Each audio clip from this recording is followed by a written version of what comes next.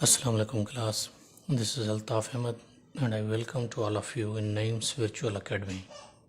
Today we are going to start a new topic which is very important regarding your upcoming tests, especially which is currently possible the foremost test which is going to be conducted by IBA. IBA जी तरफ़ां जेका हाणे taste आहे उन में बि syllabus में इहा शइ ॾिनल आहे। इन जे लाइ तमामु अहम सम्झो इहो इम्पॉर्टेंट मां जो असां इन टॉपिक खे जेको आहे स्टडी जे जेको आहे टॉप ते खणी आयासीं। हाणे अॼु असांजो टॉपिक आहे एरर डिटेक्शन। हाणे एरर माना आहे ग़लती, डिटेक्शन माना ग़लती खे पकड़णु, ग़लती खे ॻोल्हणु, त ग़लती आहे कहिड़ी।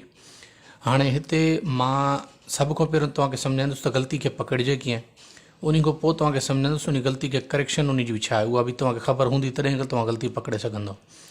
हाणे सभ खां पहिरियों रूल आहे अॼु जेको असां पढ़ंदासीं उहो आहे जॾहिं when several singular subjects represent same person or thing.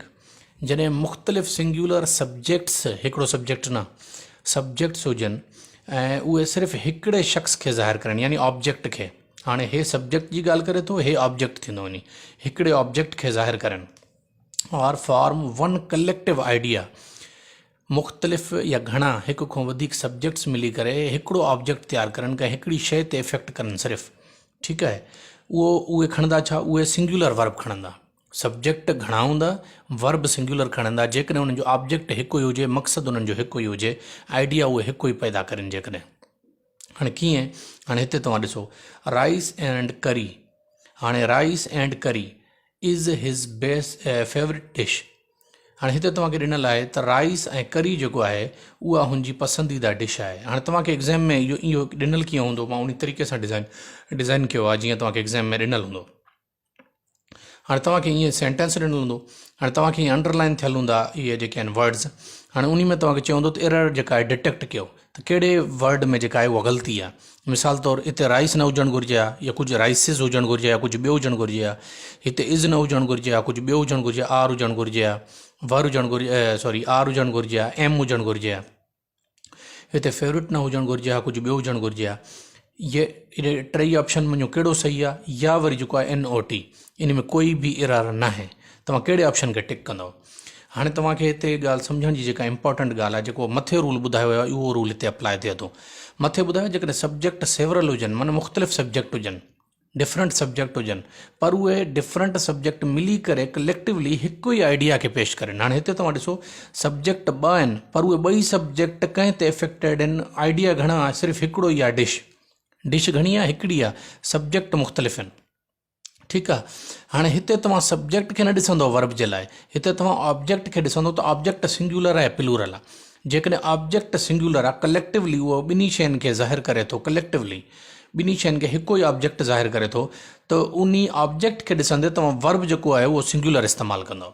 ठीकु आहे, हाणे छो त तव्हां एग्ज़ाम में इहा ग़लती कंदो। हाणे जीअं त राइस एंड करी लिखियलु हूंदो न, तव्हां हिन खे एरर चवंदो इज़ आहे, हिते एरर आहे, हिते आर ईंदो, छो त ॿ सब्जेक्ट न, ग़लति आहे। हिते तव्हां ऑब्जेक्ट खे ॾिसंदो त ऑब्जेक्ट हिते सिंगुलर आहे, प्लूरल आहे। जेकॾहिं ऑब्जेक्ट सिंगुलर आहे, यानी ॿ सब्जेक्ट मिली करे, डिफरेंट सब्जेक्ट मिली करे हिकिड़ो ई आइडिया, हिकिड़ो ई जेको आहे ऑब्जेक्ट पैदा करनि था, त उहो जेको आहे ॿ ऑब्जेक्ट या टे सब्जेक्ट मिली करे बि वर्ब सिंगुलर जो खणंदा, यानी इज़। हाणे हिते तव्हां छा टिक कंदव, हिते तव्हां छा करेक्ट सम्झंदव, हिते तव्हां टिक कंदव। हाणे हिते राइस आहे ऐं करी आहे, हाणे हिते ग़लती राइस में न आहे। हाणे हिते इज़ सही खयों अथई, छो त राइस एंड करी ॿई हिकु ई शयूं आहिनि, पर उहो कंहिंखे रिप्रेज़ेंट कंहिंखे कंदियूं, डिश खे कंदियूं। डिश हिकु ई आहे, ॿिन्ही में उहे ॿई शयूं यूज़ थींदियूं। इन जे करे हिकु आइडिया खे उहे पेश कंदा। त हाणे हिते इज़ बि सही इस्तेमालु थियल आहे, फेवरेट सही इस्तेमालु थियल आहे। हाणे हिननि में काई एरर न आहे, हिते तव्हां टिक कंदव कंहिंखे, डी खे। D is a correct option, means there is not any kind of error in this sentence. तव्हां चवंदव नन ऑफ दीज़, इन्हनि मुंहिंजा कोई बि करेक्ट ऑप्शन न आहे जंहिंमें का मिस्टेक हुजे। समझ अचे थी ॻाल्हि। उन खां पोइ अचो ॿिए ते, तव्हांखे अञा वधीक क्लियर इनशाला थी वेंदो इन सेंटेंस में। हाणे जीअं ॿियो असां वटि ऑप्शन आहे ट्रुथ एंड ऑनेस्टी। हाणे तव्हां ॾिसंदो त ट्रुथ ऐं ऑनेस्टी, सचाई ऐं ईमानदारी। सचाई ऐं ईमानदारी हिकु ई सम्झो सिके जा ॿ रुख़ आहिनि, हिकु ई सिके जा ॿ पासा आहिनि। इहो मुमकिन ई न आहे त हिकु माण्हू ईमानदार हुजे ऐं सचार न हुजे। ऐं इहो मुमकिन ई न आहे त हिकु माण्हू सचा रहे पर ईमानदार न आहे, ॻाल्हाईंदो सचा पर ईमानदार न आहे, पॉसिबल ई न आहे इहो। हे हिक ई सिके जा ॿ रुख़ आहिनि। ठीकु आहे, हाणे truth and honesty are the best policy. हाणे हिते तव्हांखे एरर डिटेक्ट करणी आहे त ग़लती किथे आहे।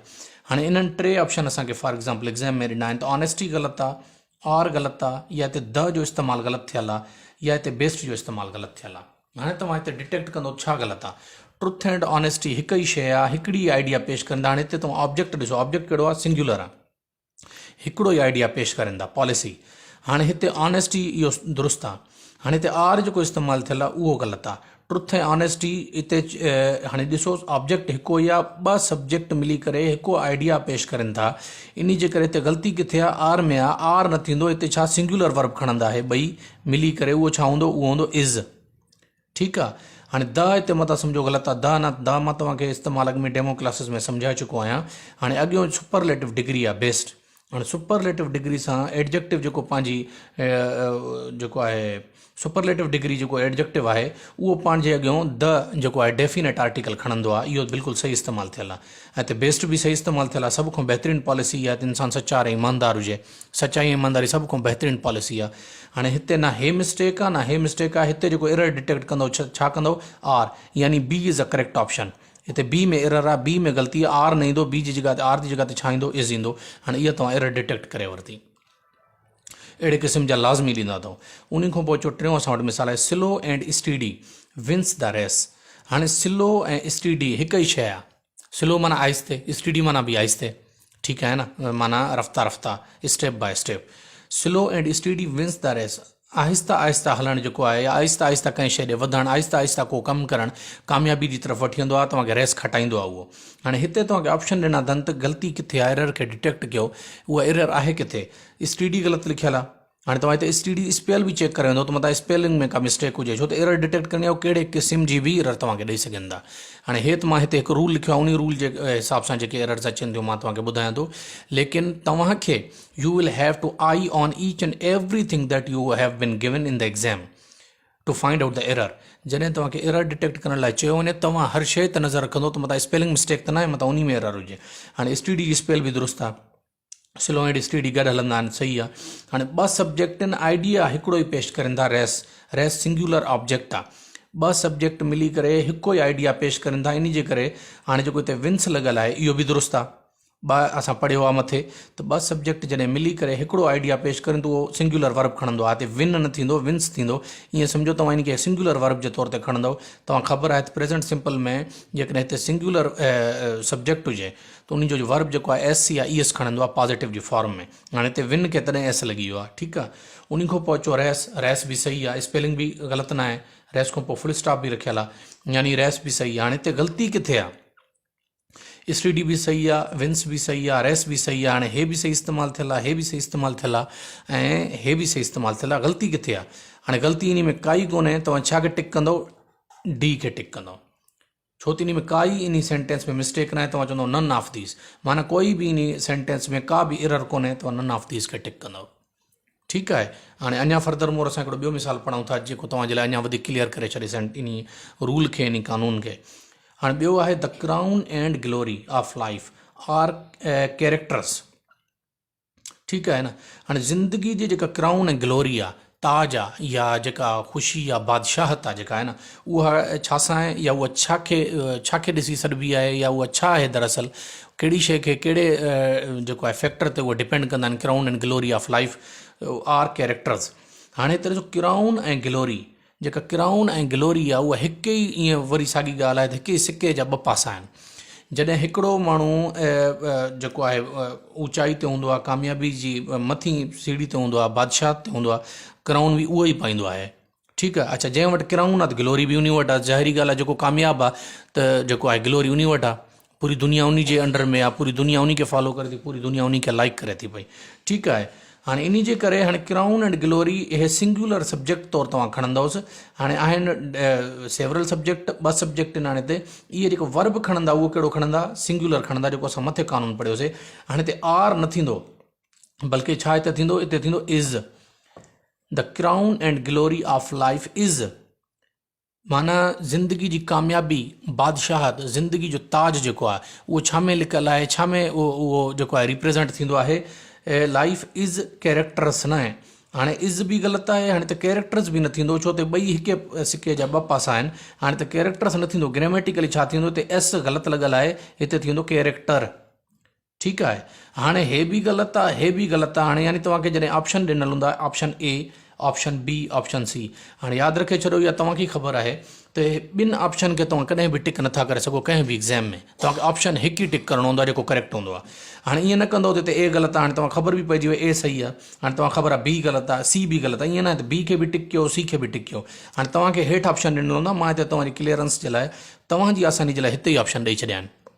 तव्हांखे हेठि हिते ऑप्शन ॾिनल हूंदा, ऑप्शन ए इरेडिकेशन में माना ए में ग़लती आहे, ऑप्शन बी में ग़लती आहे, ऑप्शन सी में ग़लती आहे, या ऑप्शन डी। हाणे तव्हां जेकॾहिं बी खे टिक कंदो त हे त बिल्कुलु ग़लति आहे, पर हे तव्हां डिटेक्ट न कयो, इन जो मतिलबु आहे ग़लति तव्हांजो जवाबु काउंट थींदो। जेकॾहिं हिन खे सी खे तव्हां सही कंदो त मतिलबु हे तव्हां डिटेक्ट न कयो, तव्हांजो जवाबु पोइ बि ग़लति आहे। हाणे हिते जेको ऑप्शन करेक्ट आहे उहो कहिड़ो आहे, डी। ऐं डी में ॿुधाए थो त बी बि ग़लति आहे, बी एंड सी ॿिन्ही में माना एरर आहे। तव्हां ॿिन्ही खे डिटेक्ट कयो, तव्हां हिते करेक्ट ऑप्शन कंहिंखे टिक कंदो, तव्हां चवंदो डी सही आहे। बी ऐं सी ॿिन्ही जेको आहे वर्डनि में जेको आहे ग्रामेटिकल एरर आहे, असां उनखे डिटेक्ट कयो आहे। ठीकु आहे। हाणे हिते थींदो इज़ थियण खां पोइ हिते कैरेक्टर्स न थींदो, कैरेक्टर थी वेंदो।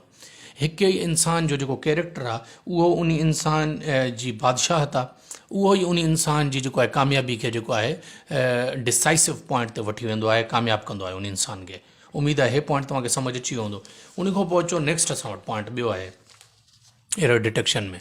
हाणे एरर डिटेक्शन में असांजो जेको आहे सेकंड पॉइंट आहे, या सेकंड रूल चऊंसि, उहो इहो आहे त प्लूरल वर्ड्स घणा plural that come in between a singular subject. हाणे सब्जेक्ट सिंगुलर हूंदो, उन जे जेको आहे न वर्ड्स उनखे अॻियां जेके ॾिनल हूंदा उहे प्लूरल हूंदा। जॾहिं अहिड़े क़िस्म जी कंडीशन हुजे, टेक सिंगुलर वर्ब, उहे बि सिंगुलर वर्ब खणंदा। कीअं? हाणे हिते ॾिसोसि, the sound of the bells were heard by us. हाणे हिते तव्हांखे चयो हूंदो एरर खे डिटेक्ट कयो त हिते जेका आहे ग़लती आहे उहा आहे कहिड़ी। हाणे त गौर कयो, हाणे सभ खां पहिरियों द सही लॻल आहे। हाणे द हिते सही छो लॻल आहे, त हाणे पर्टिकुलर असां हिकिड़े साउंड जी ॻाल्हि करूं था, कंहिंजो साउंड, बेल्स जो। पर्टिकुलर तव्हांखे मां द जो इस्तेमालु जेको आहे डेमो क्लासिस में पढ़ाए चुको आहियां। त द जॾहिं कंहिं शइ आम शइ खे ख़ासि करे ॾेखारिणो हुजे, पर्टिकुलर करे ॾेखारिणो हुजे, ठीकु आहे न, त पोइ उते जेको आहे द लॻंदो। हाणे हिते द सही लॻल आहे। उन खां पोइ अचो, हाणे हिते ॿ सब्जेक्ट हिकु ई आहे, द साउंड सब्जेक्ट हिकु अथव, मतां इन में भुलंदा हुजो, ऑफ द बेल्स। हाणे हिते मतां इन एस खे ॾिसी तव्हां भुलंदा हुजो, मथे बि इन्हनि इहो ई चयो आहे, plural words that come in between a singular subject. हाणे सब्जेक्ट हे आहे, सिर्फ़ु सब्जेक्ट हे आहे, इन जे आख़िर में जेके वर्ड आहिनि उहे जेके प्लूरल में आहिनि, बेल न आहे, बेल्स आहिनि। हाणे हिते लिखियलु आहे वर हर्ड बाय अस। हाणे हिते वर न थींदो, साउंड खे ॾिसंदो तव्हां, वर्ब सब्जेक्ट खे ॾिसी हणिबो आहे। हाणे हिते सब्जेक्ट खे ॾिसंदो, सब्जेक्ट छा आहे, साउंड आहे। ठीकु आहे। हाणे पोयों वारो कानून मतां हिते लागू करो, उहो न थींदो। छो? हाणे साउंड ॿी शइ आहे, बेल ॿी शइ आहे। ठीकु आहे न। हाणे हिते आइडिया बि कोई साॻियो पेश नथा करनि, जो उहो सिर्फ़ु आइडिया इहो आहे त उन्हनि तरफ़ां ॿुधो हुयो, कोई आइडिया अॻिते न आहे, इन जो पर्टिकुलर ऑब्जेक्ट इन खे न आहे। हाणे इन जे करे छा आहे त साउंड ऑफ द बेल्स, हाणे हिन खे ॾिसंदो तव्हां चवंदो वर सही लॻल आहे, ग़लति आहे। तव्हां हिन सब्जेक्ट खे ॾिसंदो, सब्जेक्ट सिंगुलर आहे, उन सां गॾु अॻिते प्लूरल वर्ड जेको आहिनि गॾियल आहिनि। हाणे हिते वर न लॻंदो, हिते आहे वाज़। तव्हां वाज़ कंहिंखे ॾिसंदव, ओ हिन साउंड खे ॾिसी तव्हां छा हणंदो, वाज़ द साउंड ऑफ द बेल। हाणे हिकु मिनट जे लाइ जेकॾहिं ऑफ द बेल ते मां हथ रखां, तव्हांखे सम्झ अची वेंदो, द साउंड वाज़ हर्ड थींदो न, द साउंड वर हर्ड त न थींदो। साउंड त हिकिड़ो सिंगुलर सब्जेक्ट आहे। पोइ हाणे हिन खे न ॾिसंदव, हे तव्हांखे भुलाइण जे लाइ उहे ॾींदा, the sound of the bells were heard by us. हाणे हर्ड सही लॻल आहे, जुमिलो पैसिव में लिखियलु आहे, थर्ड फॉर्म ईंदी। हिते जेको वर ग़लति लिखियलु आहे, प्लूरल जेको आहे वर्ब रखियलु आहे, प्लूरल जे सब्जेक्ट जे हिसाब सां। तव्हां हिते बेल्स खे न ॾिसंदो, तव्हां साउंड खे ॾिसंदो, हिते छा लॻंदो, वाज़ लॻंदो। हाणे एरर डिटेक्शन टाइम तव्हांखे ॾिनो वेंदो, ऑप्शन ए में एरर आहे, बी में एरर आहे, सी में एरर आहे, या कंहिं में बि एरर कोन्हे, नन ऑफ देम, इन्हनि में कंहिं में बि एरर कोन्हे। तव्हां चवंदो त ऑप्शन बी सही आहे, बी में एरर आहे, वर न लॻंदो, हिते वाज़ लॻंदो, तव्हां बी खे टिक कंदो। ठीकु आहे। उन खां पोइ अचो ॿियो टॉपिक, ॿियो असां वटि जेको आहे सेंटेंस सम्झण जे लाइ, वन ऑफ द बुक्स। हाणे हिते मतिलबु तव्हां इन्हनि खे बुक्स खे ॾिसंदा हुजो, हिते बुक्स खे न ॾिसंदो, तव्हां हिन खे ॾिसंदो। सब्जेक्ट छा आहे, वन हिकिड़ो, one of the books are missing न थींदो। हाणे हिते वन आहे, हे साॻियो कानून हिते अप्लाई थींदो। हाणे वन जेको आहे उहो तव्हां हिते जेकॾहिं हणी ॾिसंदो, हाणे जेकॾहिं मां हिन ते हथु रखां, वन इज़ थींदो आहे या वन आर थींदो आहे, वन ते इज़ थींदो आहे। हाणे हे सब्जेक्ट आहे, हे तव्हांखे भुलाइण जे लाइ उहे अॻिते ॿियो जेको आहे फ्रेज़ कनेक्ट करे उन में हणी छॾींदा आहिनि। हाणे मतां तव्हां इन ते बुक्स खे ॾिसी आर खे सही सम्झो, ग़लति आहे। उहो हिन सब्जेक्ट खे तव्हां ॾिसंदव, हिते आर न थींदो, बल्कि हिते छा थींदो, हिते थींदो इज़ मिसिंग। हे सही लॻियल आहे, हिते आर आहे, कंटिन्यूअस जो जुमिलो आहे, हिते इंग फॉर्म सही लॻियल आहे। मतां सम्झो त मिसिंग फॉर्म जे मथां ग़लति लॻियल हुजे, न हे इंग फॉर्म लॻियल आहे, हे सही लॻियल आहे। हाणे हिते आर जी जॻह ते छा लॻंदो, इज़ लॻंदो, छो सब्जेक्ट सिंग्युलर आहे, त इहो सिंग्युलर वर्ब बि खणंदो पाण सां गॾु। हाणे आर न थींदो, इज़ थींदो। हाणे एरर डिटेक्शन टाइम तव्हांखे चयो वेंदो त ए में एरर आहे, बी में आहे, सी में आहे, या कंहिं में बि न आहे। तव्हां ॾिसी सघो था आर में ग़लती आहे, हिते इज़ थींदो, तव्हां ओ हेन बी खे टिक कंदव। ठीकु आहे। उन खां पोइ अचो टियों मिसाल असां सम्झूं था, the water of those streams. हाणे हिते तव्हांखे प्लूरल ॾेई करे उहे भुलाइण जी कोशिशि करनि था। हाणे स्ट्रीम्स हिते बि वाज़ लिखियल अथव, ठीकु आहे। The water of the streams वाज़ स्वीट। हाणे हिते तव्हां चवंदो हिते स्ट्रीम्स लॻियल आहे, हिते वाज़ कीअं थींदो, तव्हां चवंदो स्ट्रीम्स लॻियल हिते वर थींदो, न उहो हिन वाज़ जो तालुको हिन सब्जेक्ट सां आहे। वाटर सिंगुलर नाउन आहे, प्लूरल नाउन वाटर न आहे, प्लूरल नाउन न आहे, सिंगुलर नाउन आहे वाटर। त हाणे वाटर सां जेकॾहिं हिननि खे तव्हां हथु ॾेई छॾियो स्ट्रीम्स ऐं हिननि खे, द वाटर वाज़ थींदो या वाटर वर थींदो। ज़ाहिरी ॻाल्हि आहे, सिंगुलर आहे त सिंगुलर वर्ब खणंदो, वाज़ खणंदो, उन सही खयो आहे। हाणे ॾिसो त इन में तव्हांखे चयो वेंदो ए में एरर आहे, बी में एरर आहे, सी में एरर आहे, या कंहिं में बि एरर न आहे। हाणे हिते स्ट्रीम्स सही लिखियल आहे। ऑफ दोज़, हाणे दोज़ त ज़ाहिरी ॻाल्हि आहे जेको आहे प्लूरल जे लाइ इस्तेमालु थींदो आहे, ठीकु आहे न। दीज़ दोज़ इहे प्लूरल जे लाइ इस्तेमालु थींदा आहिनि। हाणे हिते स्ट्रीम्स सही ॾिनल आहे। हाणे त वर्ब जेको आहे हिन खे ॾिसी लॻायो वियो आहे, ऐं हिन खे ॾिसी लॻायो वियो आहे, वर्ब बि बिल्कुलु सही लॻियल आहे, न ए में एरर आहे, न बी में एरर आहे, न सी में एरर आहे। हाणे हिते तव्हां छा टिक कंदो, डी, माना कोई बि एरर इन सेंटेंस में असांखे न आहे ॾिनल। एरर्स तव्हांजूं छा थियूं, एरर्स तव्हांजूं डिटेक्ट थियूं। उम्मीद आहे तव्हांखे हीअ ॻाल्हि सम्झ अची वेंदी। तमामु इंपॉर्टेंट टॉपिक आहे।